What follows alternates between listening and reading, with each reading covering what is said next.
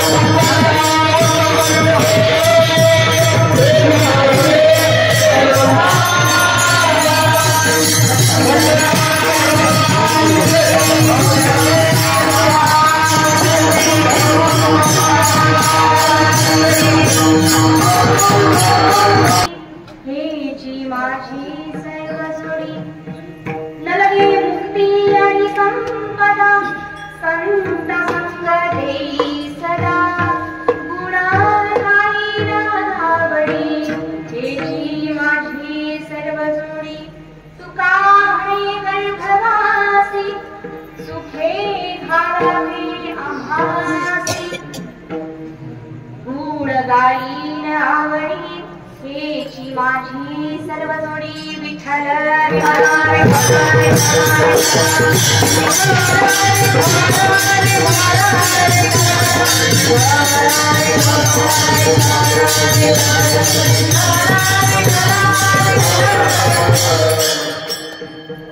लवकर लवकर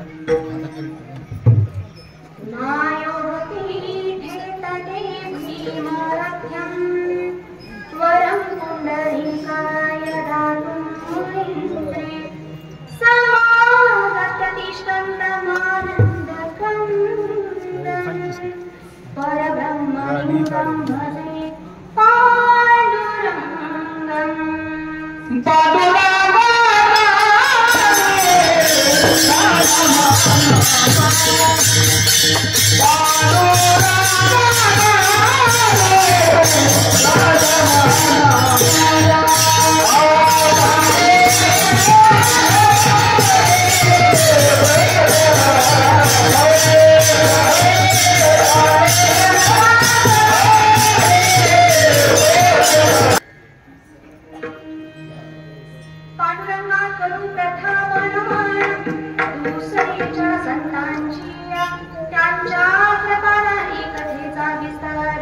बाबाजी सद्गुरुदास तुकार ओम श्री कृष्णाय वासुदेवाय हरे परमात्मने प्रणतक्लेशनाशाय गोविंदाय नमो नमः सर्वमंगलमांगल्ये शिवे सर्वार्थसाधिके शरण्ये त्र्यंबके गौरी नारायणी नमोस्तुते अलंकारुणीरम्य सिंहासनस्थं पदं भोजतेजस्फूर्ति प्रदेशं विधिन्द्रादिदेवे सदा स्तूयमानं समाधिस्थमूर्ति भजे ज्ञानदेवम् ॐ नमो ज्ञानेश्वराय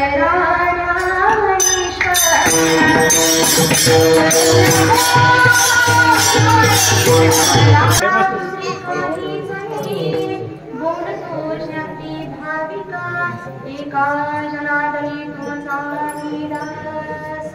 त्याच्या संपूर्वी विठ्ठल विठ्ठल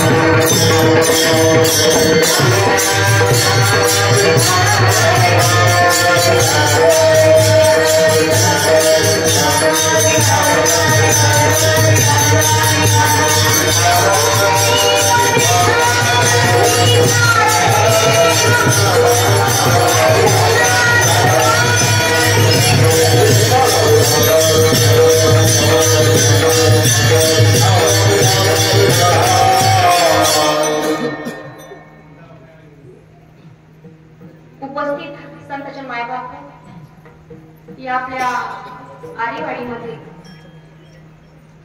सातारा जिल्ह्यामध्ये प्रथमच, आणि हे खरं आहे बरं का, कारण नियोजनामध्ये पहिली गोष्ट म्हणजे महिला सत्ता सातारा जिल्ह्यात पहिल्यांदाच होत्या.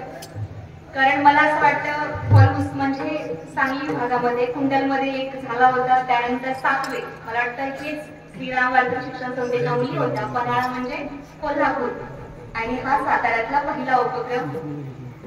असं वेगळेपण दाखवणारा सातारा जिल्ह्यातील प्रथमच असा असणारा संगीत गाथा पारायण सोहळा वैकुंठवासी हरिभक्त परायण पांडुरंग केळू देसाई आबा यांच्या पुण्यस्मरणानिमित्त श्रीराम शिक्षण वारकरी शिक्षण संस्था यांच्या प्रांगणामध्ये हरिभक्त परायण पुंडलिक महाराज वेळुकर, भगवान मामा कराडकर आणि किसन महाराज देसाई यांच्या आशीर्वादाने सुरू असणारा हा नामयज्ञ ज्ञानयज्ञ. आणि या नामयज्ञातील संगीत गाथापारायण सोहळ्यातील हे आजचं मला वाटतं 6व्या दिवसाचं कीर्तन पुष्पोत्सव. वास्तविक पाहता नियोजित माझं नाही तर तुम्ही मला अश्विनीताई म्हात्रे समजा, तर अश्विनीताई म्हात्रेंचं होतं, पण काहीशा त्यांच्या शेवटी कसं असतं, बऱ्याचदा प्रकृती ठीक तर सगळं ठीक, आणि बऱ्याचदा आमच्या महिलांचा आपला एकमेका सहाय्य करू. कारण बऱ्याचदा आपली पद आणि आपला स्टेटस महत्वाचा नाही, तर समोरच्याची जी काही अवस्था आहे ती महत्वाची आहे, ती बघितली जावी. आणि शिवाय मला असं वाटतं की जेव्हा हा प्रथमच रामदास महाराजांनी स्टेटस ठेवला होता स्टेटसला, तेव्हा मी त्यांना नमस्कार पाठवल्यानंतर त्यांच्या मनातही वाटलं की बघा तुम्ही महाराज या, पण महाराजांचं येणं अशा पद्धतीनं होईल ते मला सुद्धा माहीत नव्हतं, आणि त्याच्यामुळं अशा पद्धतीने हा योग आला. आणि या निमित्ताने या कीर्तन सेवेकरता खरं तर जबाबदारीचा दिवस आहे नाही का, जागराचा दिवस म्हणजे जबाबदारीचा, आणि हा जबाबदारीचा दिवस माझ्याकडे आला. आणि या कीर्तन सेवेकरता घेतलेला अभंग वैराग्यमूर्ती असणारे जगद्गुरु संत तुकोबराय यांच्या गाथेतील त्याचं ही गाथा पारायण सुरू आहे. 5वा वेद म्हणून मान्य असणारा तुकोबरायांचा गाथा, याच गाथेतील मागणीपर प्रकरणातील अभंग आजच्या कीर्तन सेवेकरता घेतलेले विठ्ठल.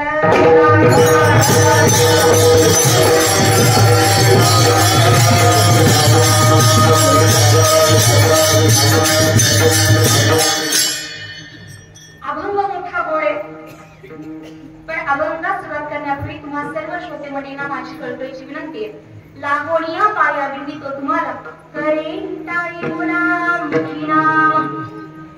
कीर्तन सुरू असताना कीर्तनामध्ये जेव्हा भगवंताचं नामस्मरण सुरू होईल तेव्हा न सांगता श्रोते मंडळी काय करायचं, हाताने आवाज जेवल्यासारखा आवाज हाताने आणि खाणं लक्षात राहील. विनंती करून सांगते हे कीर्तन संपेपर्यंत जेव्हा नाम सुरू असेल तेव्हा आपल्याकडून या दोन्ही गोष्टी व्हाव्यात ही विनंती. शिवाय खूप सुंदर योग आहे. खरं तर प्रत्येक आपल्या भागातील व्यक्तीला वाटतं की नाही 6 दिवसामध्ये 7 दिवसामध्ये एक दिवस जाऊन इथं भेट द्यावी, जसे की आमच्या भागचे सचिन महाराज आज आले, अमर महाराज आज आले, असं प्रत्येकाला योगायोगाने इथे यावं वाटतं. अशा पद्धतीनं दिव्य असा आगळा वेगळा हा सोहळा आहे. आणि या निमित्ताने हे येणं आहे अतिशय कौतुकास्पद गोष्ट आहे. मुळात मी त्यांचं कौतुक करावं एवढी मी मोठी नाही वयाने ना मानाने, फार तर आमचं खूप जवळचं नाते संबंध आहेत, खूप जवळचे पाहुणे आहेत आमचे महाराज. पण अतिशय आनंद वाटला हे सगळं सोहळा बघून, त्यामुळे त्यांच्यामुळे तर येणं घडलं. प्रथम त्यांच्या चरणात दर्शन घेते. या ठिकाणी पकवाजाची साथ त्यांची गोड लावलेली आहे, ते अमर महाराज शेवाळवाडीचे, त्यांच्याही चरणात दर्शन घेते. इकडं आपल्या वारकरी शिक्षण संस्थेची ताई आहे इथं सेवेसाठी, तर नाव आता मला माहित नाही, अनुषाताई, खूप गोडाशी साथ त्यांची लाभली. त्यांच्याही दर्शनाचा योग या निमित्ताने आला, त्यांच्या चरणात दर्शन घेते. इकडं आता मुळात मला तोंड ओळख आहे, ते म्हणतात ना एखादी गोष्ट कानपाठ आहे, तशी मला तोंड ओळख आहे, फक्त नावानिशी मला उल्लेख माहित नाही. आणि त्याच्यामुळे तुम्ही सर्व असणारी गायनाचार्य मंडळी या सगळ्यांच्या दर्शनाचा योग या निमित्ताने आला. तुम्हाला सगळ्यांच्या चरणात दर्शन घेते. इकडे आमचा ताई बरेदा आहे, पलुसकर वगैरे बरोबर, तेजस्वी ताई आणि त्यांच्याही दर्शनाचा योग आला, त्यांच्या चरणात दर्शन घेते. इकडं गोड अशी ही साथीला श्रीराम शिक्षण संस्था वाटूश. आणि बघा महिला सप्ताह आहे म्हटल्यावर महाराजांनी पण किती महिला म्हणजे काय म्हणतात मुलीच उभा केलेले आहेत, बाकीच्या मुलांना विश्रांती नाही का 7 दिवस. तर अशा पद्धतीनं सर्व ताई वर्ग आमचा या ठिकाणी टाळी घेऊन शोभा वाढवण्यासाठी उभा आहे. त्या सगळ्यांच्या चरणात दर्शन घेते. इकडे हार्मोनियम वादक आहेत, त्यांच्याही चरणात दर्शन घेते. तसं तर इथं परिचित बरेचसे चेहरे आहेत, सगळ्यांचं नाव घेणं मला शक्य नाही. तर असा या निमित्ताने तुमच्या सगळ्यांच्या चरणाच्या दर्शनाचा योग आज आला. तुमच्या सगळ्यांच्या चरणात दर्शन घेते. तुम्ही म्हणाल की महाराज विनेकरी, त्यांच्याही चरणात दर्शन घेते की महाराज तुम्हाला भेटल्यानंतर त्यांच्याबद्दलच बोलत चाललात, आम्ही इथं 2 तास पासून ऐकणार आहे, तुम्हाला जर ऐकावं असं वाटत असेल तर आमचंही काहीतरी. तर असं काही व्हायला नको. तुमच्याही सगळ्यांच्या चरणात दर्शन घेते, कारण तुम्ही आहात तर मला किंमत आहे, तुम्ही नाही तर अजिबात नाही. तुमच्या सगळ्यांच्या चरणात दर्शन घेते. ज्या या सप्त्याचं सूत्रसंचालन सांभाळत आहे त्या स्वप्नाली ताई महाराजांच्या अर्धांगिनी. खरं तर मला यायला एवढा उशीर झालाय की मला प्रत्यक्ष परिचय कोणाचा झालेला नाही, त्याच्यामुळे क्षमा. तर त्या सगळ्या महिला नारी काय म्हणतात 16 नारी शक्तीचा याचा सर्व कारभार सांभाळतायत, सूत्रसंचालन करतायत. त्यांच्याही चरणात दर्शन घेते. महाराजांच्या चरणात दर्शन घेते. ज्यांचं आजच्या कीर्तनासाठी सौजन्य आहे त्यांच्याही चरणात दर्शन घेते. जे कोणी या सर्व सोहळ्यामध्ये सहभाग घेत अशा सगळ्यांना माझा दंडवत. आणि कीर्तनास प्रारंभ करते. विठ्ठल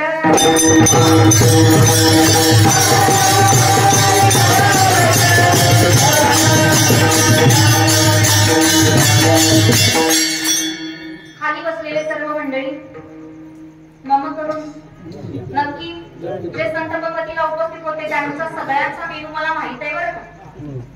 त्याच्यामुळे तुम्ही सगळे पोटभर जेवण आला असाल असं मला गृहीत आहे. काय हरकत नक्की आलाय ना असं का विचारलं तर मगासपासून 2 वेळा भगवंत नामाचा जयघोष झाला, पण पाठीमागून जय असावा तुमचा माझ्यापर्यंत आला म्हणून विचारलं. मम केलंय की नाही केलंय.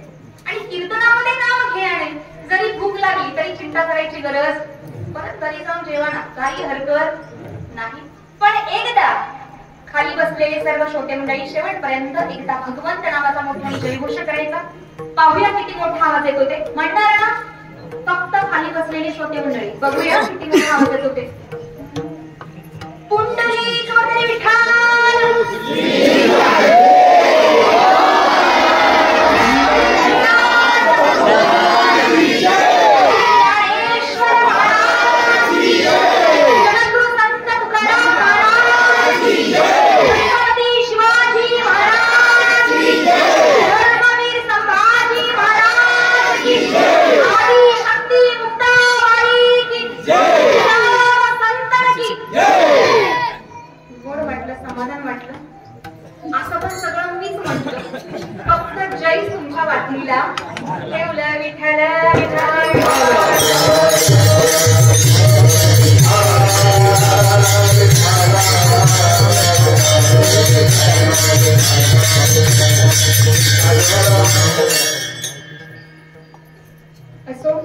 गोड वाटलं, समाधान वाटलं.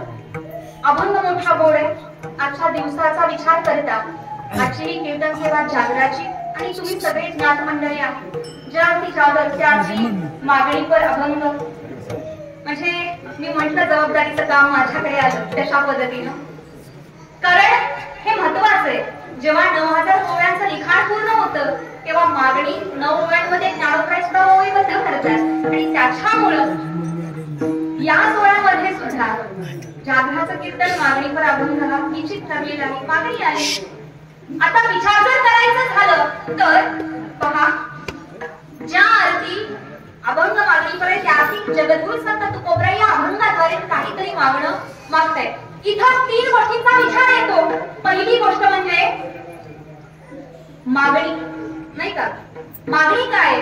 दुसरी गोष्ट ज्या ती मागणी आहे त्या अर्थी 2 व्यक्तींचा समावेश यामध्ये होतो.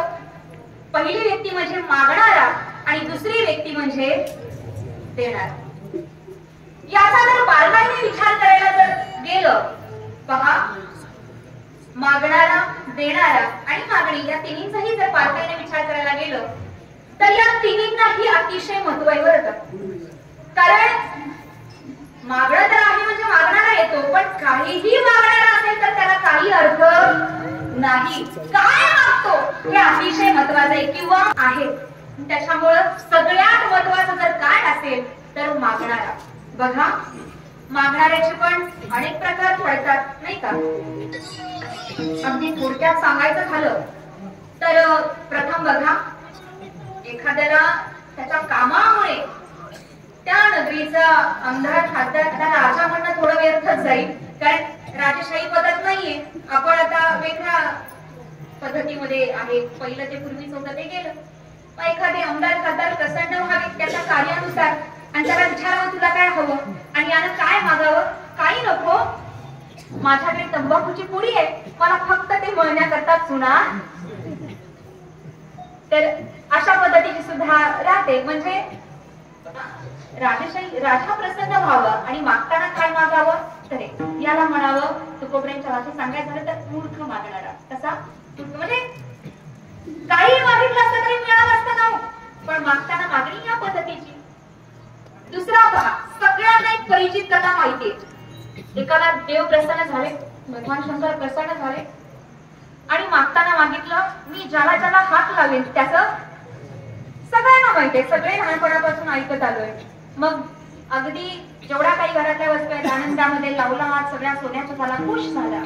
पण कन्या समोरून आली, तिला हात लावला आणि सोन्याची झाली. खायला घेतलेले अन्न पदार्थ सोन्याचे, म्हणजे कशाचाच आनंद घेता येईल फक्त सोनं. याला म्हणायचं आपली शाळा मागणारा. काय म्हणायचं? आपली शाळा मागणारा. आणि दुसरा म्हणजे चतुर मागणारा. तिसरा चतुर मागणारा. तर या चतुर मागणाऱ्याचा विचार मात्र थोडा करायला काही हरकत नाही, कारण मागणारा चतुरच असला पाहिजे तर त्या मागणीला अर्थ आहे. बऱ्याचदा कशी असते सवय, म्हणजे पूर्वीच्या काळातली राजे काय करायचे, देशपालट करायचे आणि आपल्या नगरातला कारभार अगदी व्यवस्थित आहे ना याची खात्री करण्याकरता वेषांतर करायचं आणि आपला फेरफटका मारायचा. दिवसा जर कोणी कदाचित एखादा ओळखेल तर बाबा जाऊ देत, रात्रीच्या वेळेला मारूया, पण फेरफटका मारायचा.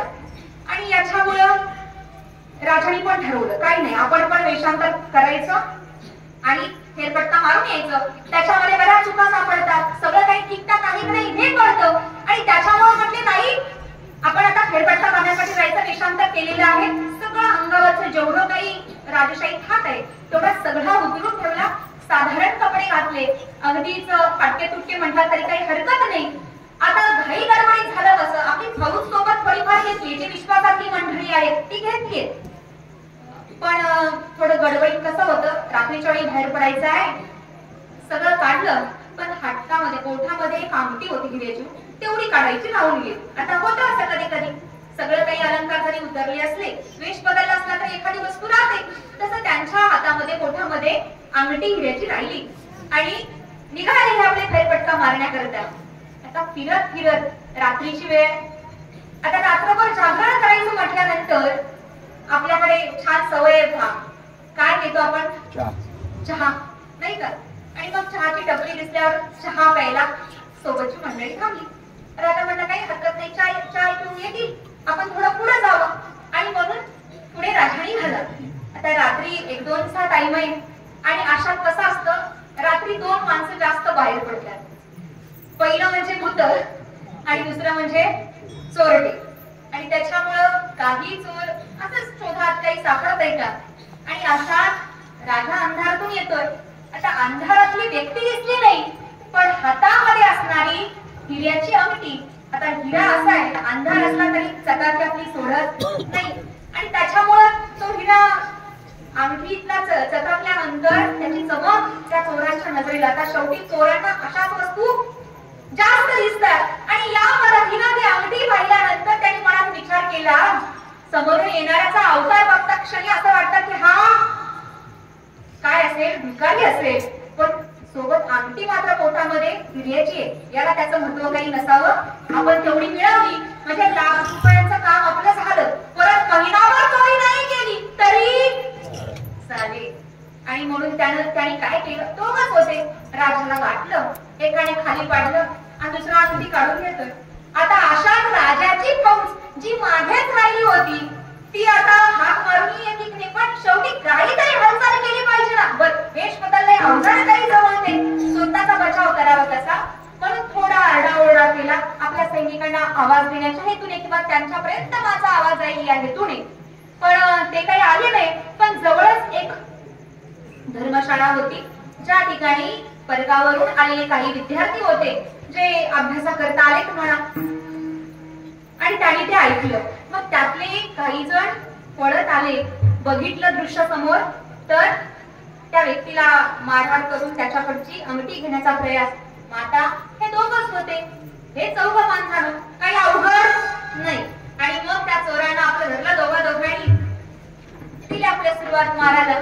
झालं, त्यांनी तिथंच ते सोडलं आणि पळ काढला. मार खाण्यापेक्षा पळ काढलेला बरं. अंगठी काय हाती लागली नाही. पण इकडे राजा मात्र भयंकर खुश झाला की बाबा आज जर हे विद्यार्थी नसते तर माझा जीव धोक्यात होता. अंगठी देऊ अगर न देऊ पण जीव धोक्यात होता आणि या मुलांमुळे माझा प्राण वाचला. म्हणून त्यांना विचारलं, चौकशी केली. मग त्याने सांगितलं की काही नाही, आम्ही थोडा अभ्यासासाठी वगैरे या ठिकाणी आहोत. आणि सर्व इतिवृत्तांत ऐकल्यानंतर राजा म्हटला ठीक आहे, ऐकून आनंद वाटला आणि आभार मानले की तुम्ही माझं संरक्षण केलं, ओळख दाखवली नाही पण सांगितलं की बाबा तुम्ही उद्या सगळेजण राजवाड्यामध्ये या किंवा माझ्या घरी या, मला तुम्हाला काही ना काही याच्याबद्दल मोबदला द्यायचा आहे. असं म्हटल्यानंतर म्हटले ठीक आहे. पत्ता विचारला, राजवाडा सांगितला. पण त्यांनी विचार केला, देशावरून असं वाटतं की कुणीतरी सैनिक वगैरे किंवा कुणीतरी असेल बाबा, प्रधानमंत्री किंवा कुणीतरी असेल असं समजूया, राजाच्या अंडर काम करणारा. आणि त्याच्यामुळे म्हणजे ठीक आहे, काय हरकत नाही. दुसऱ्या दिवशी आपलं हे राजवाड्यात जायचं म्हणजे टकाटक चांगली कपडे वगैरे घालून गेले. गेल्यानंतर राजा स्वतः स्वागत आला आणि मग ओळख पटली की बाबा आपण सामान्य व्यक्तीचा नाही, त्याने का राजाचा प्राण वाचवलेला आहे. आणि मग राजाने छान भव्य दिवस सभा बोलवली आणि सांगितलं, जाहीर केलं की या विद्यार्थ्यांच्यामुळे माझा प्राण वाचला, मला यांना जे हवं ते द्यायचंय. आणि म्हणून विचारलं की तुम्ही जे केलेलं काम आहे ते फार मोठं आहे आणि त्याच्यामुळं तुम्ही काय जे म्हणाल ते मला तुम्हाला द्यायची इच्छा आहे, तुम्हाला जे जे हवं ते एकेकाने मागून येणार. तसं म्हटल्याबरोबर एक जण त्यातला पुढे आला आणि म्हटला की राजा म्हणजे धन्यवाद म्हटला, तुम्ही विचारला तेवढा विचार केला, काही हरकत नाही. आता आम्ही अभ्यासासाठी गेले 4-5 वर्ष या ठिकाणी आहोत. जसे की एमपीएससी यूपीएससीचं होतं बघा, बरेच वर्ष जरी गेले तरी पुढे काय होईल याची गॅरंटी नसते. जरा जास्त स्पर्धात्मक असल्यामुळे म्हणा किंवा अजून काही म्हणा. आणि त्याच्यामुळे म्हणजे 4-5 वर्ष झाले अजून काही हाती लागलं नाही. बरं हे किती वर्ष झाले सांगता येत नाही. त्यामुळं मी गावी जाऊन माझा काहीतरी बिझनेस सुरू करायचा विचारात आहे. तेव्हा तुमच्याकडून मला मदत जर द्यायची असेल तर माझ्या व्यापाराकरता, माझ्या बिझनेस करता, व्यवसाय करता तुमच्याकडून काहीतरी आर्थिक मदत व्हावी. म्हणजे काय करायचंय तुला किंवा किती हवे अमाऊंट सांग. त्यांनी सांगितले मला 5-6 लाख रुपये दिले तरी पुष्कळ झालं. ते म्हणले ठीक आहे. लगेच आर्थिक खात्याला सांगितलं आणि देऊन टाकले. दुसरा पुढे आला, तो म्हटला सगळं ठीकठाक आहे पण काय आहे की मला राहण्याचं घर नाहीये व्यवस्थित, मला बंगला एखादा चांगला बांधून दिला तर बरं होईल. ठीक आहे, आपलं हेडलाईन करा, चतुर मागणारा हे चाललेलं आहे. त्याच्यामुळं त्यालाही त्याची मागणी मान्य केली. त्याच्यानंतर तिसरा पुढे आला, त्याने सांगितलं की पहिला एक व्यापारी आहे परंतु कधीही व्यापाऱ्यावरती विश्वास ठेवला जात नाही. तुमच्याकडून जर मानपत्र मिळालं तर माझा फायदा होईल आणि त्याच्यामुळं तुम्ही तेवढं द्या, बस झालं. त्याची मागणी मान्य केली. चौथा आला आणि म्हटला काही नाही हो, मला माझ्यासाठी काही नकोय. माझं गाव खूप लहान आहे आणि माझ्या गावात रस्ते नाहीत, लाईटची सोय नाही, बऱ्याच अडचणी आहेत. त्याच्यामुळे तर शहरामध्ये येऊन राहावं लागतंय. त्याच्यामुळे लाईटची व्यवस्था, रस्ते वगैरे, पाण्याची व्यवस्था झाली तर आम्हाला इकडे येऊन राहायची आवश्यकता नाही. त्याची मागणी तर तात्काळ करत स्वतःसाठी नव्हती, इतरांचा विचार पण त्यात होता ना, त्यामुळे मान्य केली. आणि राहिला आता शेवटचा 5वा, तो पुढे आला आणि त्यानं एका वाक्यात सांगितलं मला काही नको, माझी फक्त एवढीच इच्छा आहे, दर दिवाळीला राजाने माझ्याकडं दर दिवाळीला राहायला यावं. बघा विचार करा, काय सांगितलं, दर दिवाळीला राजाने माझ्याकडे राहायला यावं, एका नाही प्रत्येक दिवाळीला. असं म्हटल्यानंतर त्याची सुद्धा मागणी मान्य केली. आता दिवाळी 5-6 महिने लांब होती. सगळे जरा हसले त्याच्यावरती, हे काय मागितलं, पण म्हटले नाही आता लागेल आणि जावं लागेल म्हटल्यानंतर पुढची तयारी सुरू. तुम्हीच पहा ना, आता जर कराडला आपले पंतप्रधान येणार असतील तर सगळी व्यवस्था किती दिवस आधी सुरू होते, होते की नाही? अगदी बंदोबस्तात सगळं काही. मग इथं राजा त्याच्या घरी जाणार म्हटल्यानंतर तो राहतो कुठे, त्याचं गाव कुठलं, सगळं सगळं काही पाणी केली आणि पाहता क्षणी लक्षात आलं की बाबा अतिशय छोटस खेड आहे, घर साधं झोपडी आहे आणि आता राजा याच्याकडे दिवाळीला येणार म्हटल्यावर झालं ना. मग काय, राजा येतो म्हटल्यानंतर त्या गावात लाईट नाही, पाणी व्यवस्था नाही, याचं घर नाही, रस्ते नाही, या सगळ्या गोष्टी कराव्या लागल्या. घर बांधून द्यावं लागलं, रस्ते करावे लागले, गावामध्ये लाईटची व्यवस्था, पाण्याची व्यवस्था करावी लागली, सगळं अगदी टकाटक. आणि आवडीचे पदार्थ खाता यावे मग स्वतःचीच मुलगी दिली ना त्याला. शेवटी एक कन्या म्हटलं ना तेवढं आवडीनं खाऊ घालू शकते तेवढं कोणीच नाही. आता मला सांगा, त्या प्रत्येकाने एक एक जे मागितलं ते शेवटच्याला सगळे एकाच मागणीत मागितलं की नाही? याला म्हणायचं चतुर मागणारा. जसं की आपल्याकडे सावित्रीची पण कथा प्रख्यात आहे नाही का, सगळं काही एका मागणीत, आणि म्हणून याला म्हणावं चतुर मागणारा. हे मागणारे जे आहेत ते काय पद्धतीचे आहेत त्याच्यावर सर्व काही अवलंबून असतं. अतिशय महत्वाचा कोणाचा जर मागणारा आहे, हे जरी मागणाऱ्यांचे प्रकार असले तरी या अभंगामध्ये मागणारे स्वतः जगद्गुरु संत तुकोबराय आहेत, हे लक्षात घेणं गरजेचं आहे. आणि जगद्गुरु संत तुकोबराय काय पद्धतीचे आहेत याचं विश्लेषण केलं नाही तरी आपल्या लक्षात आहे की बाबा नाही, आपण त्यांना समजतो वैराग्य मूर्ती आहेत आणि त्याच्यामुळं जगद्गुरु संत तुकोबराय मागणारे आहेत. ज्या अर्थी जगद्गुरु संत तुकोबराय मागतात त्या अर्थी मागणी सुद्धा त्याच पद्धतीची असली पाहिजे. साधी मागणी असणार आहे नाही ना, मागणी पण त्याच पद्धतीची असली पाहिजे. परंतु तुम्हीच मला सांगा, जगद्गुरु संत तुकोबराय जर मागणी मागतात पण गाथेमध्ये 125 अभंग मागणीवर प्रकरणातले जरी असले तरी मागणी ही संतांना आवडत नाही, कधीही मागत नाही. सेवा नेहमी ऋणात्मकरित्या देवावरती असते, मागायच नाही किंवा मागणं जे आहे ते हीन दर्जाचं समजलं जातं, मागणाऱ्याला चांगलं समजलं जात नाही. तुकोबराय मागणीला नाही असं म्हणतात की नाही बाबा, माझ्या वडिलांची रीत आहे की बाबा काही न मागणे,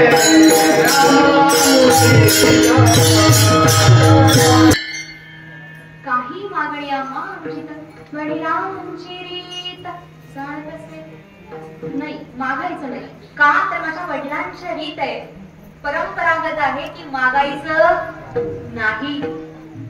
आणि त्याच्यामुळं मागणी अवैध मानतात, चुकीची मानतात. असं असताना तुकोबरायांचे अभंग मी म्हटलं 125 आहेत की जे मागणीपर प्रकरणात दिलं आहे. मग वडिलांची रीत सांगतात, तुम्हाला सगळ्यांना माहित आहे वारीची परंपरा त्यांच्या घराण्यामध्ये अखंडितपणे आहे. आणि एक वेळ तुकोबरायांचे वडील जेव्हा पंढरपूरला चालले तेव्हा कणकाई मातेने आग्रह केला सोबत येण्याचा आणि सोबत वारीला पंढरपूर पर्यंत आले. परत परत आठवण करून देण्यात आली की आम्ही इतक्या वेळ येतो पण देवाजवळ काहीही मागितलेलं नाही, तेवढंच लक्षात ठेवा. नमस्कार करा पण देवाजवळ चुकूनही काही मागायचं हे सांगितल्याबरोबर त्या बरं म्हटल्या. गोलोबा दर्शन घेऊन बाहेर आले होते, कणकाई माता आतमध्ये गेल्या, दर्शन घेतलं.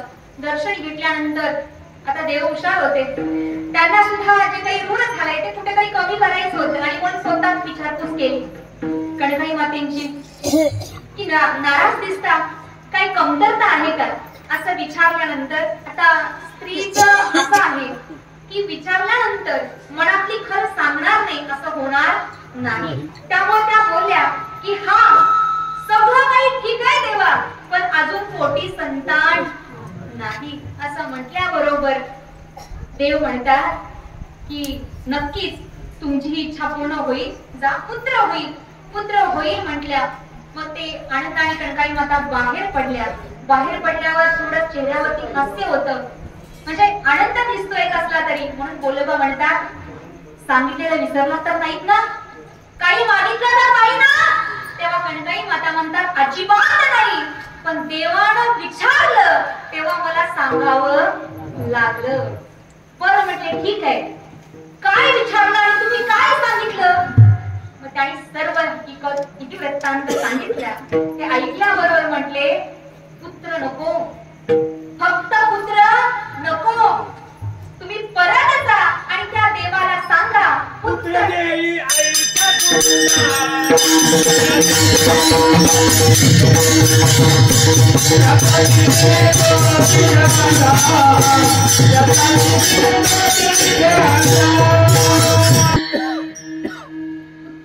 ऐसा मुला ज्याचा तिन्ही लोकी झेला.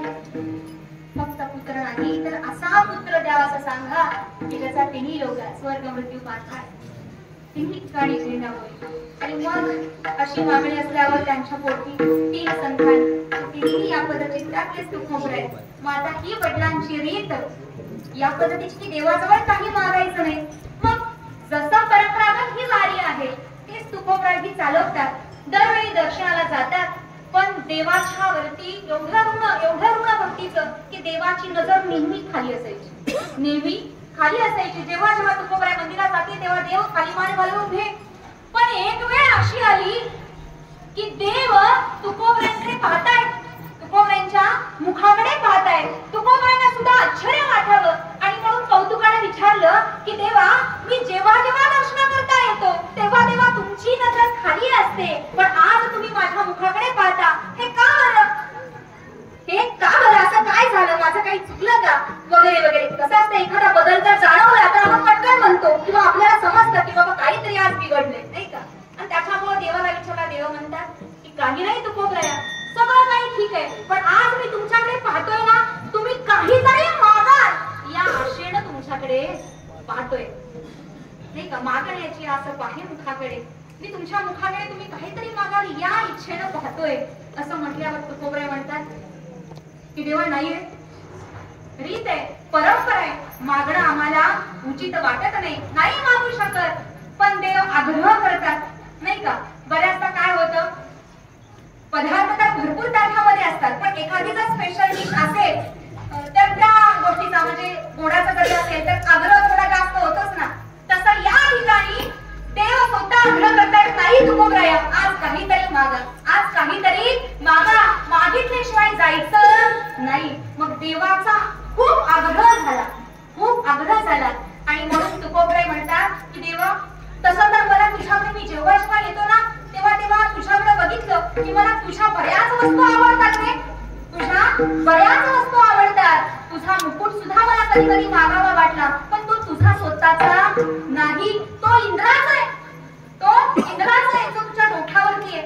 मग मी तो कसा मागणार? जी वस्तू तुझी स्वतःची नाही ती तू देऊ शकणार नाही आणि तुला मागण्यात पण काही अर्थ नाही. तुझी कुंडलं सुद्धा मला खूप आवडली, पण ती तू कर्णाची आणलीस, याचा अर्थ तीही मी मागू शकत नाही. तुझा पितांबर ही खूप छान आहे, पण तो कसीला आहे, तो नाही घेऊ शकत. असं देवाच्या प्रत्येक अलंकाराचं वगैरे वर्णन तुकोबराय करतात. प्रत्येक गोष्ट तुझ्यापाशी आहे, पण ती स्वतः तुझी नाही, आणि तुझी नसल्यामुळे मी यातलं काहीही मागू शकत नाही. पण नाही तुकोबराय, आज मी खूप आशेनं पाहतोय, मी आज तुमच्याकडे खूप आशेनं पाहतोय, तुम्ही काहीतरी मागा, काहीतरी मागा, न मागता जाऊ नका. आणि म्हणून तुकोबराय म्हणतात, मनसी काळजी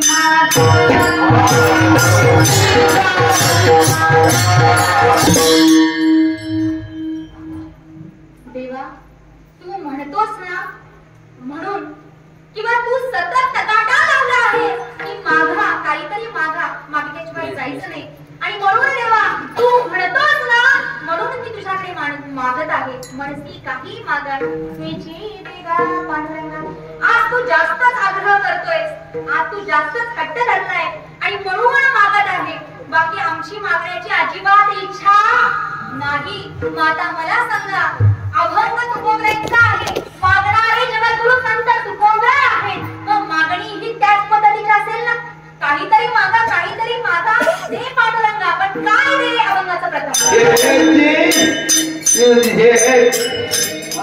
Oh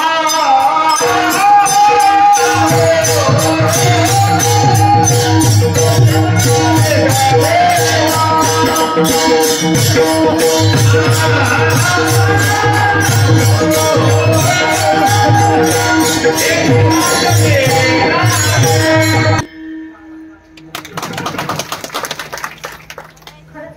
जुगलबंदी म्हणजे नाही का प्रत्येकाचं सुरू आहे आपलं छान अतिशय आनंद. आता हे मी वाजवलं म्हणून तुम्ही केलं पण एवढी छान साथ मिळाल्यानंतर किंवा गायन ऐकल्यानंतर हे आपोआप आतून आलं पाहिजे की नाही तुमच्या. मी सांगायची आवश्यकता वाटली नाही पाहिजे म्हणजे त्यांना अजून प्रेरणा जातील किंवा काय म्हणतात प्रतिसाद मिळाल्यानंतर अजून छान गाण्याची इच्छा होत राहील. त्याच्यामुळे अतिशय सुंदर एची दान देवा देवा तुझा विसरण भावा देवा तू म्हणतो तुझ्या आग्रहाखातर मी मागत आहे. काय मागत आहे? एची दान देवा देवा. आता पहा इथं दान शब्द आलाय. काय दान? मागणी तुकोबऱ्यांची आहे. मागणारी जरी तुकोबरे असली तर देवाकडे काय स्वरूपात म्हणतात की मला दान दे. ज्या अर्थी दान हा शब्द येतो त्या अर्थी परत 3 गोष्टींचा विचार इथे येतो. कारण दान देण्याकरता 3 गोष्टी असाव्या लागतात. मग ते कुणीही देऊ देत पण त्या व्यक्तीजवळ 3 गोष्टी असाव्या लागतात. पहिली गोष्ट म्हणजे दान देण्याचं स्वातंत्र्य असावं लागतं. दुसरी गोष्ट म्हणजे दान देण्याकरता जवळ ऐश्वर्य असावं लागतं. आणि तिसरी गोष्ट म्हणजे मुळात त्याची इच्छा असावी लागते, उदारता असावी लागते. तर त्या व्यक्तीकडून दान देता येतं. आणि आता नाही आता एवढा सुंदर हा सोहळा सुरू आहे. जवळजवळ प्रत्येक गावोगावून प्रत्येक वेगवेगळ्या ज्याला जमेल त्या वेळी सदिच्छा भेट देण्याकरता येतात. मग काही जण आर्थिक असेल, काही जण वेगवेगळ्या पद्धतीने असेल, पण इथपर्यंत येऊन म्हणतात ना तन मन धन यथाशक्ती दान धर्म या पद्धतीने करतात. पण हे होण्याकरता सुद्धा या 3 गोष्टी त्यांच्या जवळ असाव्या लागतात. सहज होत नाही. आणि म्हणून दान देणाऱ्यांकडे जर यातला एक जरी कमी असला दान देऊ शकणार नाही. म्हणजे पहा गावामध्ये जर एखादा सत्कर्म सुरू आहे जसं की पारायण सुरू आहे समजा आणि पारायण सुरू आहे आता वर्षातून तिथीला कोणत्या येतं काय होतं हे सगळं माहीत असतं. जर अनेक वर्ष झाले असतील तर ते माहीत असतं. मिनिमम कार्यकर्त्यांना तरी माहीत असतं की या तिथीला हा सोहळा सुरू होतो. आणि त्याच्यामुळं एक जण असा होता की त्याला भरपूर इच्छा हो देण्याची भरपूर इच्छा पण कसं दरिद्रता स्वातंत्र्य होतं, उदारता होती पण ऐश्वर्य नव्हतं, श्रीमंती नव्हती. देण्यासारखं जवळ काही नाही. आणि त्याच्यामुळे त्याच्या मनात दरवेळी वाटायचं मी स्वतः इच्छा असून वर्गणी देऊ शकत नाही. आणि मग एक वेळ असा आला की यानं ठरवलं पारायण आत्ताच झालंय अजून 1 वर्ष अवकाश आहे. मग 1 वर्षामध्ये मला काहीतरी दान देता येईल अशी रक्कम मी जवळ ठेवे. आणि म्हणून थोडस करत त्यांनी 500 रुपये जवळ साठवले. किती रुपये? 500 रुपये जवळ साठवले. आणि मग असं त्याचं हे उपक्रम वर्षभर सुरू होता. आठवड्यावरती आता पारायण आलं आणि मनात म्हणलं काही नाही खर्चून जायच्या पहिल्या दिवशी वर्गणी द्यायची, पावती आपली काढायची आणि रिकाम व्हायचं आणि आनंद. कारण अनेक पिढ्यांमध्ये सुद्धा दान कधी देता आलं नाही. एवढं दरिद्री अवस्था. आणि त्याच्यामुळे यानं कुठेतरी ते 500 साठवले आणि आठवड्यावर पारायण राहिलं. 8 दिवस वाट पाहता आता 8 दिवस आले की द्यायचे म्हणजे एवढी उत्खंठा. आणि अशातच 2 दिवसावर पारायण आलं आणि त्याच्या मुलगीला ताप भरला आणि दवाखान्यामध्ये घेऊन गेला. आता दवाखान्यामध्ये घेऊन गेला जवळ पैसे जे 500 रुपये साठवून ज्ञानेश्वरीमध्ये ठेवले होते ते काढले आणि डॉक्टरला दिले. त्याचा दवाखान्याचा खर्च पार पडला. आणि पारायण सुरू झाल्यानंतर 2-3 दिवसांनी जेव्हा कार्यकर्ते अंगणामध्ये आले आणि म्हटले बाबा दरवर्षीच तू देत नाहीस यावर्षी काही. मग त्याने सगळं अतिशय कळकळीने सांगितलं दरवर्षीच काय माझ्या अनेक पिढ्यांमध्ये कधी पारायण मंडळाकरता काही देता आलं नाही पण मी यावर्षी ठेवले होते 500 रुपये ठेवले होते. वर्षभर साठवून मी ते रक्कम ठेवली होती आणि 2च दिवसापूर्वी माझी मुलगी आजारी पडली आणि ती रक्कम मला याही वर्षी काही देता येणार नाही. आता मला सांगा देण्याची अतिशय मनापासून इच्छा आहे, देण्याचं स्वातंत्र्य सुद्धा आहे पण देण्याकरता तिसरा गुण ऐश्वर्य नाही ना. देऊ शकेल का? नाही ना. आणि त्याच्यामुळं तिन्हीतला एक जरी नसला तरी जमणार नाही. याच्या उलट जर बघायचं झालं ना तर एखादा तरी दाता आपल्या गावामध्ये असा असतो, आकडा आपण नाही म्हणजे त्यांनी ते सांगणार नाही, तुम्ही म्हणाल तो देणार या पद्धतीचा. आणि मग आमची टीम गेली, काही नाही या वर्षी अमुक अमुक सौजन्य आहे, हे तुमचं आपलं जमण्यासारखं आहे तुम्हाला, त्यामुळं काय करू, आकडा कितीच टाकू, सौजन्यच फक्त देणार की अजून काय. मग ते आपले 5 सुरुवात करतात, 5-10 पावतीवरती लिहायला नाही का, 5-10 आणि काही थांबावणी नसते, पण या तुम्हाला काय अजून लिहायचं ते. मग जवळजवळ तो 21 वर जाऊन पोहोचला. पण कार्यकर्ते म्हटले जाऊ द्या, याच्यापेक्षा जास्त लोड द्यायला नको, नाही पुढच्या वर्षी हे सौजन्य मिळणार. आणि मग 21 वरती थांबले, म्हटले ठीक आहे ती घ्या पावती, आता ही घ्या पावती म्हणजे पैसे देणं गरजेचं आहे. तेव्हा ते म्हटले पावती दिली खरं आहे, पण आमचं गृह खातं त्या प्रकारे गेले, तेवढं येऊ द्या. त्यांच्याकडे चाव्या असतात ना, त्यांच्याकडे चाव्या असतात, ते आल्याशिवाय काय मला तुम्हाला घेता येणार. मी बघा आता देण्याची इच्छा आहे, देण्यासाठी जवळ ऐश्वर्य आहे, पण स्वातंत्र्य नाही ना होणार, जमणारच नाही. तिने ती एकही गोष्ट नसली तरी जमत नाही. राहिला प्रश्न सगळ्यात महत्वाचा, उदारतेचा. ती तर नसेल तर तुमच्या जवळ स्वातंत्र्य असूनही चालत नाही आणि श्रीमंती असूनही चालत. देण्याची म्हणतात ना, दाणत हवी नाही का, हा शब्द आहे आपल्या परंपरेत सांगणारा की बाबा दाणतच नाही ना द्यायची, त्यामुळे तर या पद्धतीचं. आणि त्याच्यामुळे उदारता जर नसेल तर तुमच्या जवळ कितीही असलं काही कामाचं. पण तुका म्हणे सत्यकर्मा व्हावे साह्य, जर नाही झालं साह्य तर रात्री या भय नरका जाणे. या पद्धती तुकोबाई म्हणतात सत्यकर्मा साह्य करा बाबा, पण इथे तुम्हाला उदाहरणाजवळ थोडी तरी ठेवायलाच पाहिजे. उदाहरणा नाही तर काही उपयोग नाही. जसं की पहा, एखाद्याला पुन्हा सवय असते घरामध्ये आपलं केस विंचरण्याची कंगवा आपला असतो, तो शेवटचा दात मोडेपर्यंत तो वापरणार. म्हणजे मला काय सांगायचंय की एक कंजूशी असते, कशाला नवीन आणायचा, उदाहरण नसते की हे असं असतं. आणि त्याच्यामुळं एक तरी आहे ना, तो शेवटचा दात मोडेपर्यंत त्याचा वापर करायचा अशा पद्धतीने. जसं की सांगायचं झालं की आरेवाडीत आपल्याकडे सप्ताह सुरू आहे, आज अकराचा दिवस, मग आसपासची मंडळी सगळेजणी आज तरी जाऊया बाबा, त्यांना नाही घडलं 5 दिवसात ते म्हणतात आज जाऊया बाबा.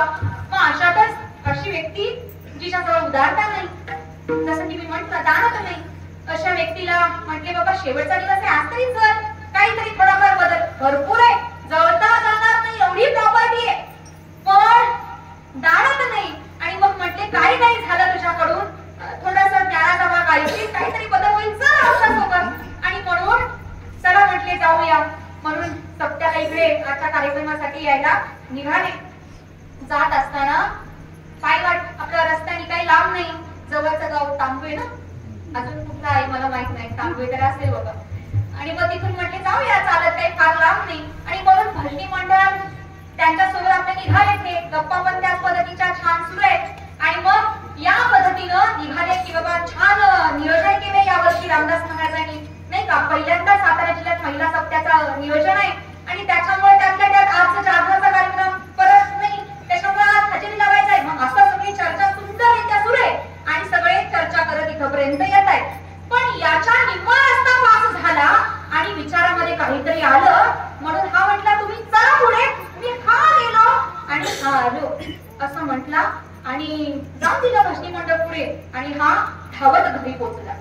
धावत घरी पोहोचला, दरवाजा थाप टाकल्याबरोबर पत्नीने दरवाजा उघडला आणि म्हटली का हो, तुम्ही तर कीर्तनाला गेला होतात ना, मग मागे का आलात? तेव्हा तो म्हटला मग काही नाही, सायंकाळच्या वेळेस तो देवासमोर ना दिवा लावला होता, तो भिजवला की नाही हे पाहण्याकरता, म्हणजे शास्त्राला लावला पास झाला ना, परत काय तेव्हा ठेवायची गरज आहे, तो भिजवला की नाही हे बघण्याकरता मी आलो. तेव्हा बघितलं दिवा विझवला आणि हे त्याचं कार्य झाल्याबरोबर पत्नी म्हणते एवढा करण्याकरता कुठपर्यंत पोहोचला होता, अगदी 500 मीटर वरती राहिलो होतो, सिद्धाचं ठिकाण, तिथून मागे आलोय. आपण तुम्ही जाताना गेला, येताना आला, तुमच्या पायाची चप्पल झिजली असेल ना, परत हे व्यर्थ चालत ना, काही गरज नसताना आला, मी भिजवला असता. मोबाईलची भ्रमणध्वनीची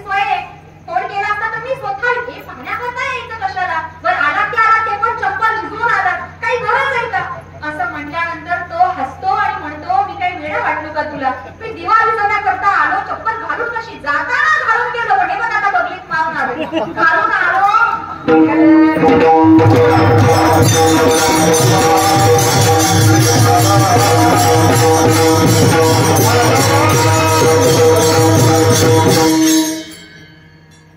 आता मला सांगा, जी व्यक्ती चप्पल बगलीत मारून येत असेल, तिच्याजवळ उदारता असेल का? उदारी असेल का? दारत असेल का? तुम्ही मग असे कितीही सत्यांना घेऊन चला, कीर्तनाला घेऊन चला, पण मूळचा स्वभाव त्या पद्धतीचा बरोबर, पण ती एवढं म्हणण्याकरता आहे, हे स्वभावातल्या उदारतेच आहे. आणि त्याच्यामुळं मूळ स्वभाव एखाद्याचा नाही जात, आपण सहज म्हणतो बाबा मूळचा स्वभाव या पद्धतीचा. आणि म्हणून उदारता जर नसेल तर जवळ कितीही गणगंज संपत्ती असली, ऐश्वर्य असलं तरी उपयोग नाही, देण्यासाठी स्वातंत्र्य असलं तरी उपयोग नाही. उदारता अतिशय महत्वाची आहे. मग या ठिकाणी दान देवाजवळ मागत असताना तुकोबरे म्हणतात, दान ज्या अति दान देवाजवळ मागतात, देणारा कोण आहे? स्वतः प्रत्यक्ष भगवान.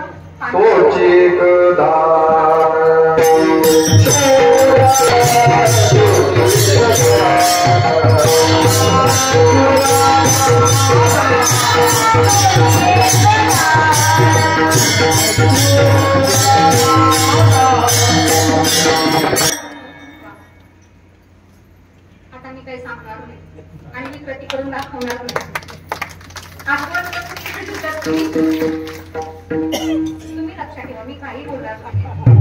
असो, अतिशय गोड विठे वरजाची पाऊले समान, तोची एक दानशूर दाता. देणारा स्वतः भगवान परमात्मा पांढरवून आहे.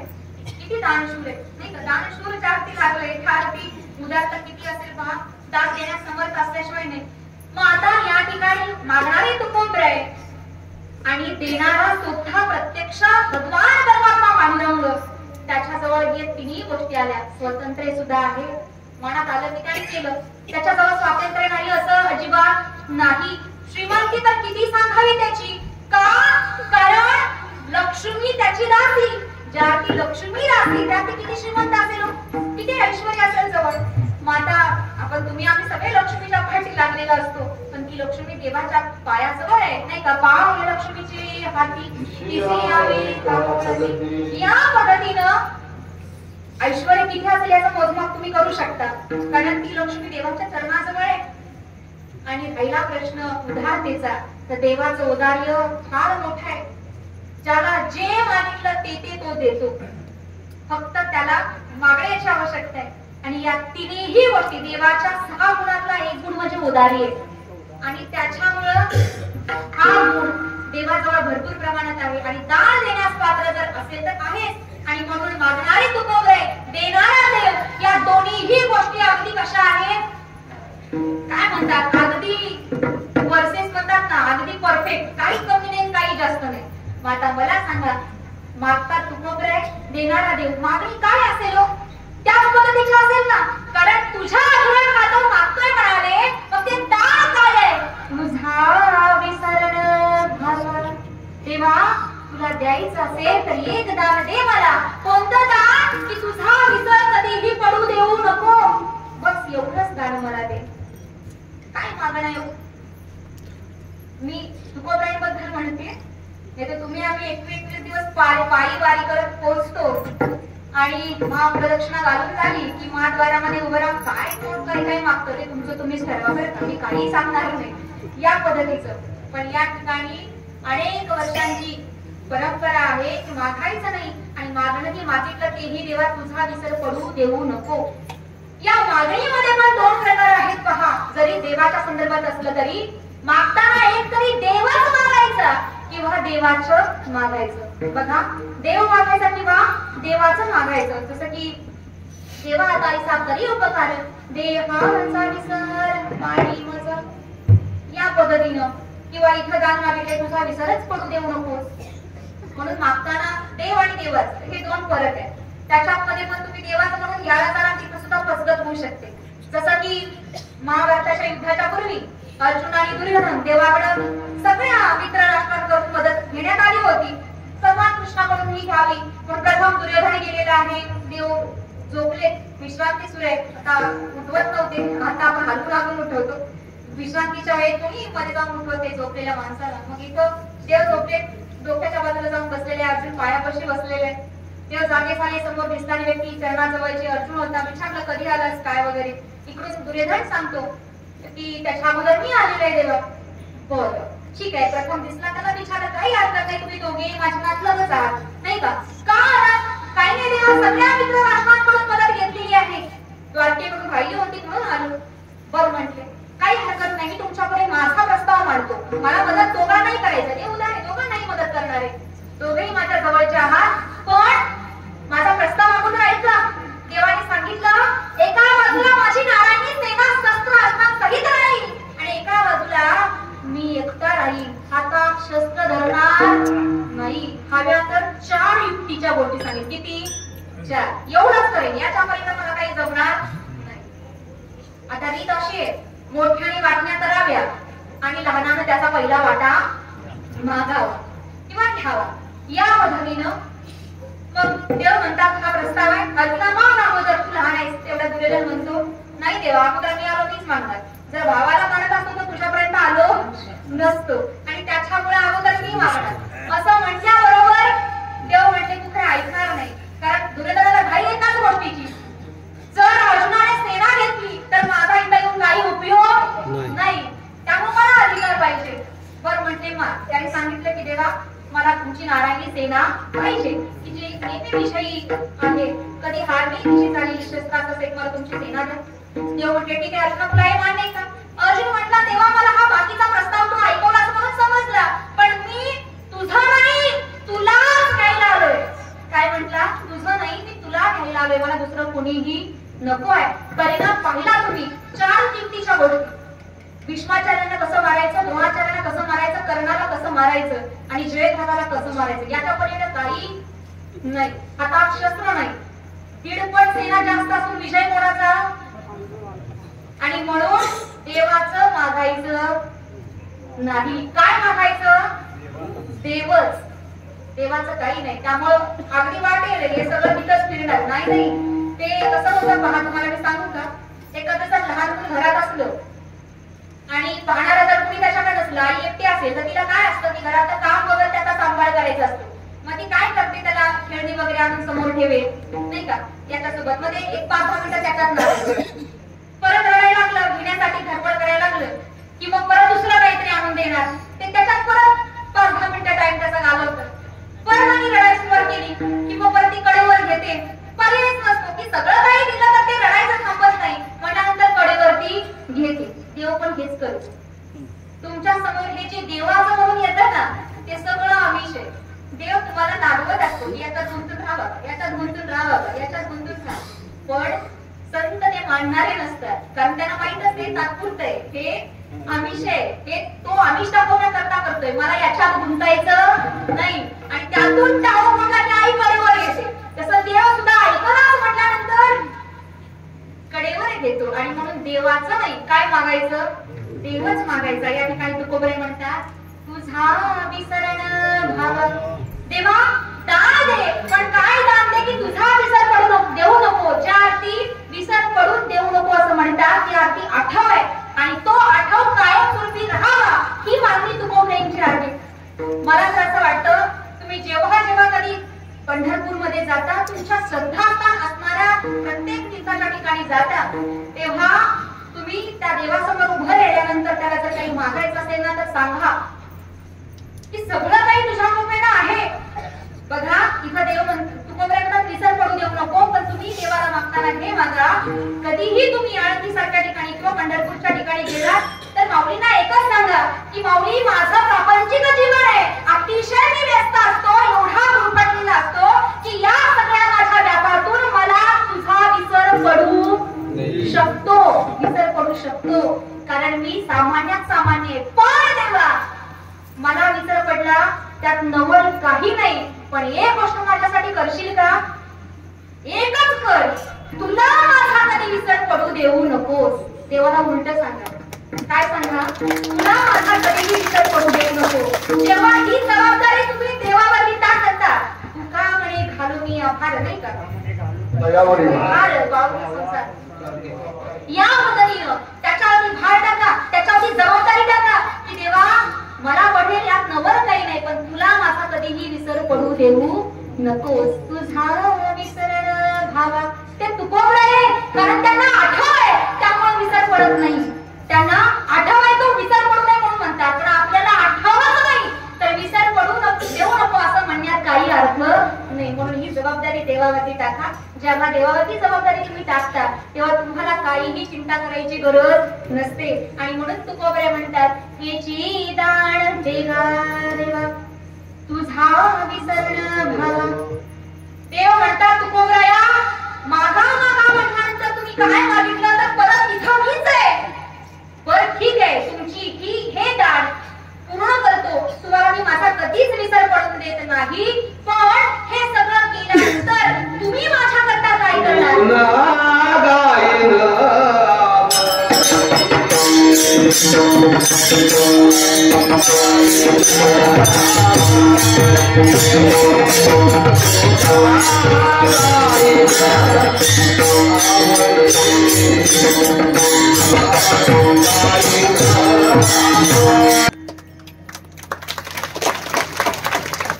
आता हे त्यांचं खरं सांगू का, संगीत ही अशी गोष्ट आहे ना की याच्यात जेवढी अर्थता आहे ना तेवढी कुठल्याच साधनेमध्ये नसावी असं मला वाटतंय. इंग्लिश मध्ये एक म्हण आहे, music is the medicine in mind. म्हणजे हे मनाचं औषध आहे. तुम्ही ज्या मूडमध्ये असाल त्या मूडमध्ये जाऊन तुम्ही ते ऐकलं की तुम्हाला प्रसन्नता मिळते. आणि देवापर्यंत पोहोचण्यासाठी जर अर्थता हवी असेल तर मग या किलंग ध्यानी तोडी या रागातली जर गाणी ऐकली, बरोबर आहे ना सचिन महाराज, की ते अभंग रचना जर ऐकल्या की तुम्ही तिथपर्यंत सहजरित्या डोळे मिटून तल्लीन होऊन जाताय, भाव समाधी तुमची लागते. आणि त्याच्यामुळं हा रस्ता देवापर्यंत पोहोचण्याचा भजनाचा अतिशय गोड आहे आणि अतिशय सुंदर महाराज, अतिशय छान. आणि त्यांना सुद्धा ते आवडते खरं सांगायचं. आणि त्याच्यामुळे मलाही ऐकत राहावं वाटतंय, पण बरंच राहणार आणि वेळ झाले म्हणजे वेळेत थांबवणं गरजेचं आहे. असो तिची दाण देगा देवा तुझा विसरण भावा. आता इथं ना दोन प्रश्न आहेत बरं का. देवानी तुकोबरेला प्रश्न केला की विसर पडून देणार नाही पण तुम्ही काय कराल, बरोबर? किंवा असंही म्हणा की देवाचा विसर पडू नये यासाठी तुम्ही काय कराल. तर तुकोबरे म्हणतात गुण गाईन आवडी हेची माझी सर्व जोडी. तर मी काय करेन देवा, तुमचं गुण आवडीनं गाईन. बघा गुण आवडीनं गाईन. गुण म्हणजे नाम नाही बरं का, गुण म्हणजे रूप नाही, गुण म्हणजे ध्यान नाही, गुण म्हणजे गुणच. आणि देवाचे 6 गुण आहेत, यश, श्री, औदार्य, ऐश्वर्य, ज्ञान आणि वैराग्य. हे 6 गुण देवाचे. तर मी काय करेन, हे 6 गुण आहेत ते मी आवडीनं गाईन. आणि देव म्हणजे विष्णू भक्त आहेत त्यांना याचं चांगलंच ज्ञान आहे की स्तुती करण्याकरता गुणाचाच वापर केला जातो. आपण नाम जरी करणारे असलो, कलियुगामध्ये चालण्यासाठी नाम जरी असलं तरी देवाचं गुण गायल्यानंतर आता मला सांगा, ज्याला विसरायचं नाही त्याच्या गुणाची चर्चा करायची. बघा समजा त्याच्यात असणारे जे गुण आहेत, गुण कसं आहे की माणसाला विसर कधी पडू देत नाही. बघा तुम्ही, माणूस जर आपल्यामध्ये असणारा देहांत पावला बघा तर त्याच्यातलं काय आपण स्मरणात काय आणतो, तो असा होता, तो तसा होता, त्याच्या गुणाचं वर्णन असतं ते. बघा गुण आठवले जातात, दुसरं काही नाही. त्यानं केलेलं वाईट सुद्धा नाही, काय आठवलं जातं, गुण. आणि म्हणून देवा तुझा विसर पडू नये याकरता मी काय करेन, तर तुमच्या ठिकाणी असणारे गुण, यश. आता यशाबद्दल जर बोललं तर देवाकडे यश अगदी छान आहे. आता भगवान श्रीकृष्णाबद्दल एक ठिकाण नाही का, पण ते पण मला असं वाटतं कालयवनाचा उद्धार करण्याकरता होतं की रणछोड नाव पडलं, रणांगण सोडून पळाले. ते यश न मिळाल्यामुळे नाही तर पुढे जाऊन त्या कालयवनाचा नाही का आणि त्याच्यामुळे ते पळाले. त्याच्यामुळे ही एक गोष्ट जर सोडली तर यश नाही असं देवाचं कार्य कुठलंच नाही. अगदी होणार नाही तरी वाटलं तर तिथं यश आज आहे नाही का. आपला गीतेतला शेवटचा जो श्लोक आहे नाही का, यत्र योगेश्वर कृष्ण, म्हणजे विजय सुद्धा तिथंच आहे. कुठं? जिथं तत्रच विजय देव आहे. आणि त्याच्यामुळं यश त्याच्याकडे किती आहे याचं वर्णन करण्यात काही हे नाही, कारण जिथं देव आहे तिथं यश आहेच आहे. आणि हे तुम्ही आम्ही सर्व पद्धत सामान्य पद्धतीने पण मनात आणतो. जिथं देव बाबा तिथं चांगलं नाही का, ही एक धारणा आपल्या मनात असते. आणि त्यामुळे यश श्री तसंच औदार्य, मी मगाशी म्हटलं देवाजवळ औदार्य आहे म्हणूनच तो दान देण्यास आहे ना. किती उधार आहे याचं मोजमाप करता येणार नाही. एवढी उधारता की वैर्याचा सुद्धा चांगलं करतो, वैराचं सुद्धा चांगलं करतो. आता मला सांगा, देवाला त्रास देणारी काही कमी होते का? शिशुपाल किती भर समेत अपमान, पण त्याचा शीर्षक नाही म्हणायचं, त्याचा उद्धार केला नाही का?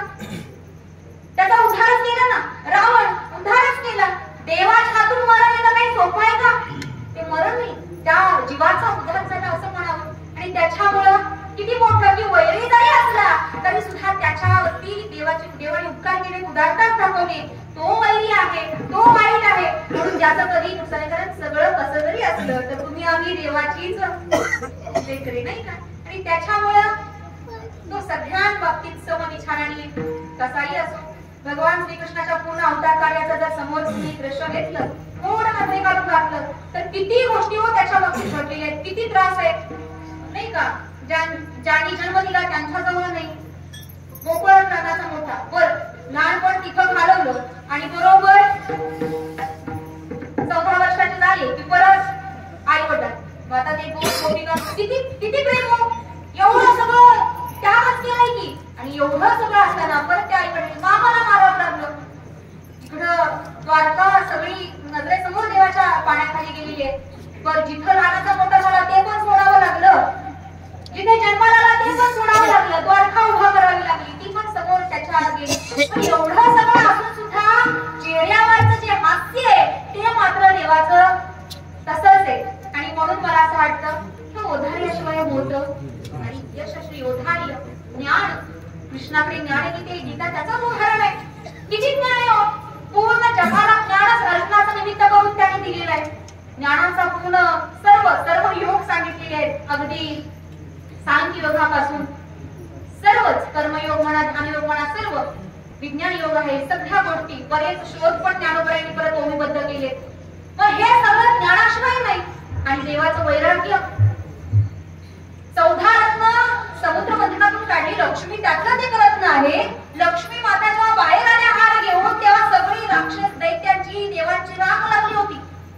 आमच्या वेळेत माळवली, आमच्या वेळेत माळवली, पण देवाचं वैराग्य बघा ते त्या लाईन मध्ये नव्हते, ते बाजूला बसले होते. किती मोठं वैराग्य प्रत्येकाला वाटतं. अगदी महादेव सुद्धा त्या लाईनीमध्ये होते, पण देव मात्र बाजूला जाऊन बसले होते. किती मोठं वैराग्य. आणि त्याच्यामुळं यश, श्री, औदार्य, ज्ञान, वैराग्य, ऐश्वर्य, हे सगळं. ऐश्वर्य तर मी मगाशी म्हटलंच तुम्हाला, लक्ष्मीच्या हाती दासी आहे, त्या ऐश्वर्याचा किती विचार करावा. आणि म्हणून हे 7 गुण जे देवाचे आहेत, एखाद्याचा जर विसर पडू नये असं वाटत असेल तर त्याच्या गुणाचं वर्णन करावं, ते गुण आवडीनं गावे, एखाद्याच्या गुणाचं कौतुक करावं. आणि म्हणून देवा मी काय करेन तुमचा विसर पडू नये म्हणून मी तुमचा गुण आवडीनं गाईन. गुण गाईन आवडी हेची माझी सर्व जोडी. देवा तुम्ही फक्त एकदा दान देऊन बघा, तुमचा विसर पडू नये एवढंच दान द्या, ते देऊन बघा. ते कायमस्वरूपी राहण्याकरता प्रयत्न आम्ही करतच राहू, पण तुमची जबाबदारी आहे ना की विसर पडू द्यायचं नाही. मी म्हटलं थोडं उलट आपण देवाला सांगायचं, तुला माझा विसर पडू देऊ नको. मी त्यासाठी काय करेन, तुझं गुण गाईन, तुझं गुण गाईन. अगदीच नाही जमलं तर नाव गाईन, पण देवा तुला माझा विसर पडू देऊ नकोस. आणि हीच माझी सर्व जोडी असेल. आणि म्हणून देवा तू मान म्हटलास ना, म्हणून एवढाच माझा हट्टास असेल. मला याच्या पलीकडे जाऊन काही मागण्याची इच्छा नाही.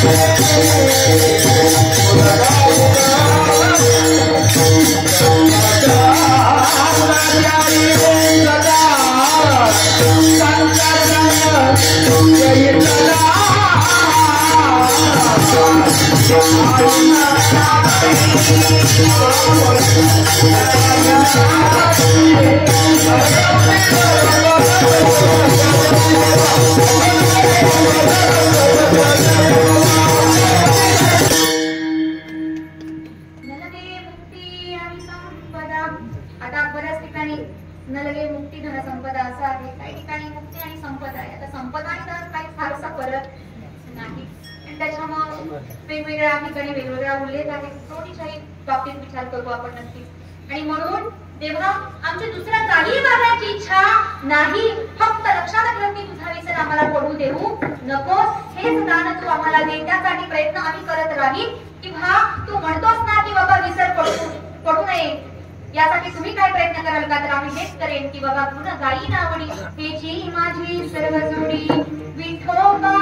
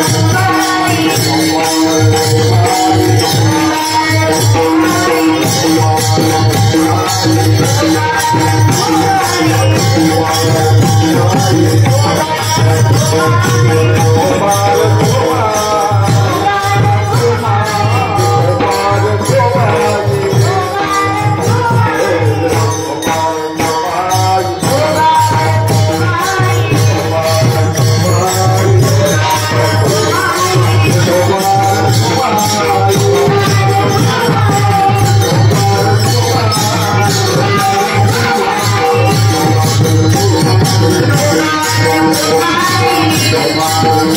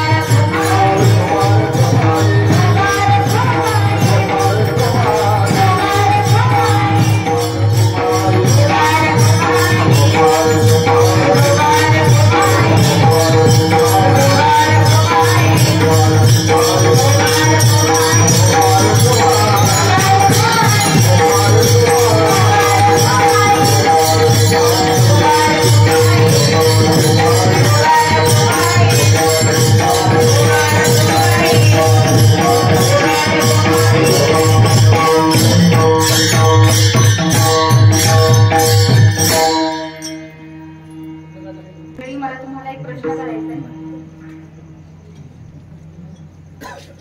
इकडं अमर महाराजांनी आमच्या या ताईने खूप छान वादन केलं. इकडं आमच्या गायक मंडळींनी खूप छान असा जयघोष विठ्ठलमय भजनाचा केला.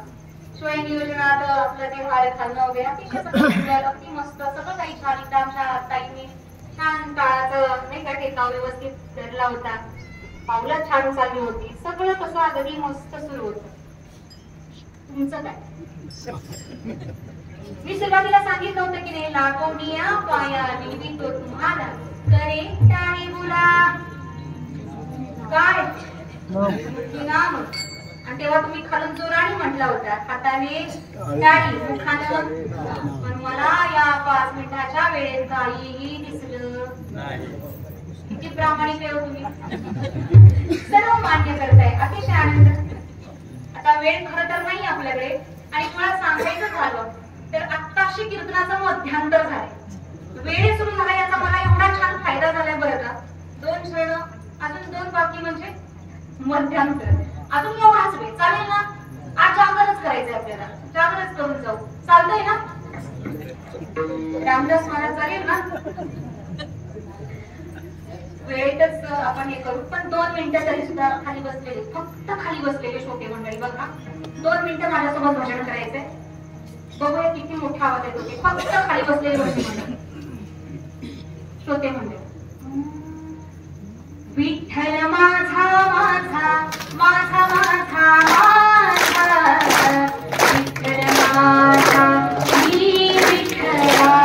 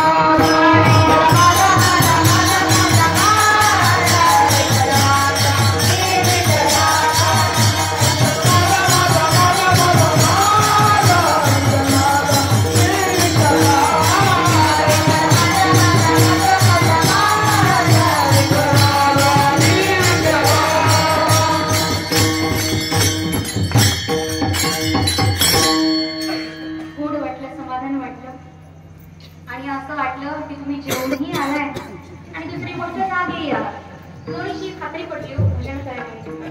असो समाधान वाटलं, गोड वाटलं. तुकोबराय दान मागतात, तुझा विसरण भाव आहे, विसरत पडू नये याकरता काय करा तर तुझं गुण आवडीनं गाईन देवा हीच माझी सर्व जोडी असेल. तेव्हा तुकोबरायना तो देव म्हणतात की दुसरं काहीच मागणार नाही का, हे एवढंच काय, हे सगळं जे आहे ते परत पूर्ण वाढण्याकरताच आहे, गुणातून मुक्त होण्याकरता काहीच नाही. तुम्हाला मुक्ती वगैरे धन किंवा आपलं संपदा यापैकी काही नको आहे का. तर तुकोबराय म्हणतात मुक्ती जवळच आहे का, मोक्ष ना घरी का मारी देवासी हो या सांगवायची तुका म्हणे. आणि असं असल्यामुळे ती सुद्धा मागण्याची आम्हाला इच्छा नाही. आणि धनाबद्दल म्हणाल, संपदेबद्दल म्हणाल तर मागे कळी काळाचा लाभ म्हणून या संग पोटा त्याचा किंवा तुका म्हणे धन धनासाठी देते प्राण. अशा पद्धतीने मग एवढं जर असेल तर देवा आम्हाला ते नको का नको, हेही आम्ही जन्म यासाठी देवा फक्त तुझी चरण सेवा साधाव्या, या व्यतिरिक्त आम्हाला काहीही नको. आणि कसा याचन करीन धरी रास होईन उदास सर्व व्हावे. आणि म्हणून देवा आम्ही उदास आहोत, म्हणून आम्हाला मुक्ती आणि संपदा यातलं काही नको किंवा मुक्ती धन संपदा यामध्ये काही नको. जर द्यायचंच असेल तर संत संग आता संतांच्या संगतीमध्ये काय होतं हे तुम्हाला वेगळं सांगायची गरज नाही. हा सगळा सोळामध्ये त्याचं उदाहरण आहे. आणि इथं आल्यानंतर टाळी आपोआप वाजली जाते, मुखात नाम आपोआप येतं, सांगतानाही देव, ऐकतानाही देव, बोलतानाही देव, या सगळ्या गोष्टी होतात. आणि म्हणून द्यायचंच तुला अजून असेल तर संत संग दे सदा. आणि देवा जेव्हा तू या सगळ्या माझ्या मागण्या मान्य करशील ना, तेव्हा कितीही दुःख माझ्या वाटेला गर्भवासाचं जर आलं तरी मी ते पुन्हा पुन्हा पुन्हा पुन्हा सहन करण्याची माझी ताकद आहे. कारण तुकोबराय म्हणतात ना घेईन मी जन्म, हे एवढं सोपं नाही. आणि त्यामुळे हे गर्भवासाचं दुःख सुद्धा मी परत परत सहन करू. पण कधी जेव्हा या मागण्या माझ्या पूर्ण तुम्ही देवा करताल तेव्हा, हे दान तुम्ही मला द्याल तेव्हा, अन्यथा नाही. अभंगाचा शेवट तुका मने गर्भवास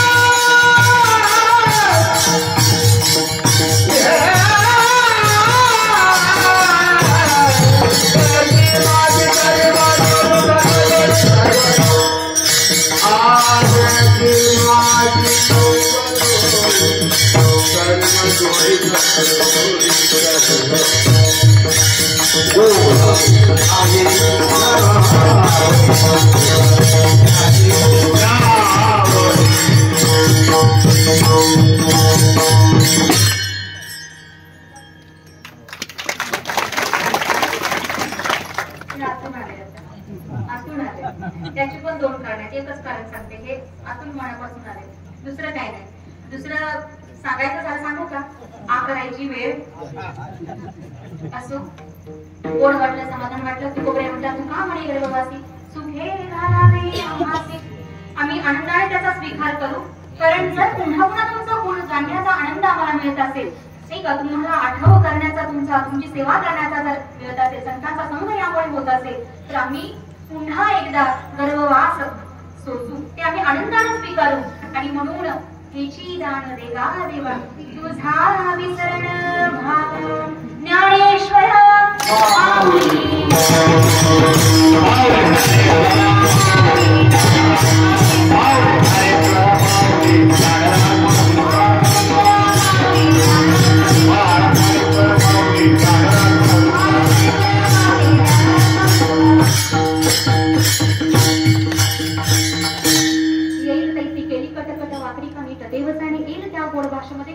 पूर्ण करण्याचा प्रयत्न केलेला आहे.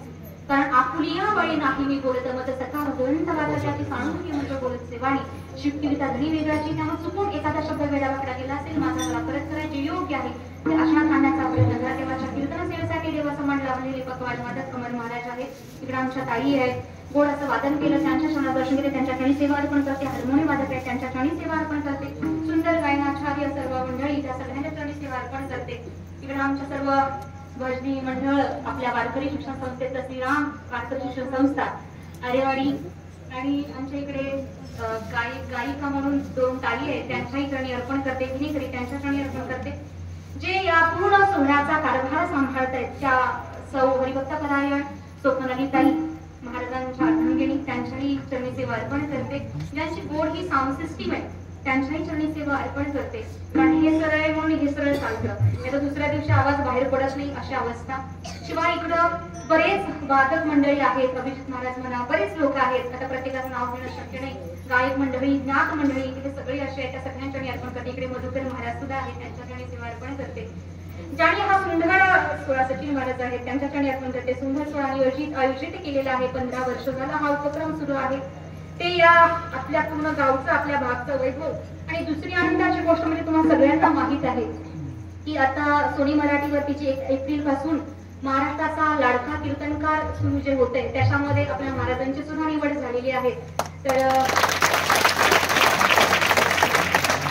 त्यांना तुम्ही सगळ्यांनी तर आनंदाने शुभेच्छा दिल्या असाल, माझ्याकडून भरपूर शुभेच्छा. तर एवढी सगळी ओळख आपल्या या क्षेत्रामध्ये त्यांनी आपल्या भागाची पूर्ण ठेवलेली आहे. आणि हे जे कार्य ती करतायत ते सुद्धा अतिशय मोठं आणि धर्माचं आहे. तर महाराजांच्या चरणी सेवा अर्पण करते. कारण योग येण्याचा असा होता हे मला माहित नव्हतं, तर हाही योग यांच्यामुळे आला. त्यांच्या चरणी सेवा अर्पण करते, माझ्या आई वडिलांच्या चरणी करते, गुरूंच्या चरणी अर्पण करते. कारण श्री गुरु सारखा असता पाठीराखा इतरांचा रेखा पूर्ण करी ज्ञान देव म्हणे तरल तरलो आता उघडले गुरुकृपे गुरूंच्या चरणी अर्पण करते. तुम्ही बसलेले सर्व श्रोते मंडळी तुमच्याही चरणी अर्पण करते. कारण तुम्ही म्हणाल की महाराज पहिल्यांदा होतं म्हणून एवढी गर्दी दाटीवाटीनं हजेरी लावली आणि तुम्ही तुमच्याबद्दल सगळ्यांबद्दल बोलून जाणार असाल, तर परत ही गर्दी नाही का? जे नाही म्हटलेत ना त्यांना प्रत्यक्ष पांडुरंग परमात्मा बघून घेईल बरं का, मी काही बोलणार नाही. तर तुमच्या चरणी अर्पण करते. कारण श्रोते विना नवीचे बघता. तुम्ही जर जमला नसतात तर कीर्तन काय या खंबाने ऐकलं असतं का? तुम्ही आहात म्हणून या सोहळ्याला अतिशय सुंदर असं स्वरूप आहे. तुम्हा सगळ्यांच्या अर्पण करते आणि कीर्तनाचे पूर्णांग देते. आता सगळ्यांनी ज्यांचं नाव घेतल्यानंतर यमही थरथर कापतो असे थोर संत तुकोबराय ज्यांचा सुंदर असा हा गाथा पारायण सोहळा आहे, त्यांचं गोड असं मुखानं नाम घेऊया. तुकाराम